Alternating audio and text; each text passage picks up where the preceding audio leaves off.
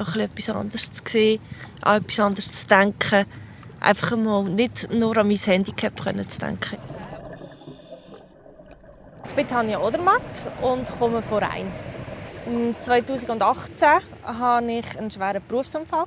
Ich habe dort mal bei der Post gearbeitet und bin mit einem Keyboardsroller unterwegs und auf dem Heimweg habe ich aus unerklärlichen Gründen das Bewusstsein verloren und bin auf die Gegenfahrbahn geraten und mit einem entgegenkommenden Fahrzeug kollidiert.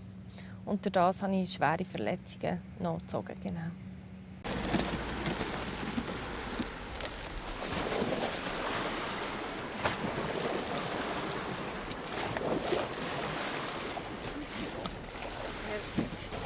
Es war von Anfang an ein Volltreffer.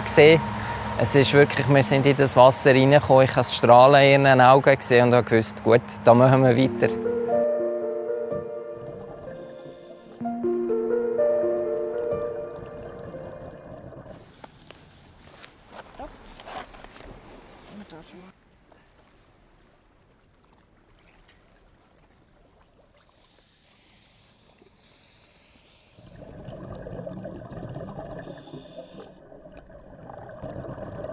Ich habe dort eigentlich wieder alles von Anfang an gelernt.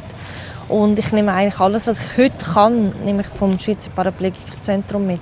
Also sei es eben selbstständige Leben, daheim wirklich selbstständig zurechtkommen, aber auch die ganze Rehabilitation, die mir eigentlich alles wieder zurückgegeben hat. Ich weiss, durch das Tauchen, dass ich wieder meinen Kopf abschalten kann, unter Wasser gehen kann, die Ruhe, die Selbstständigkeit unter Wasser.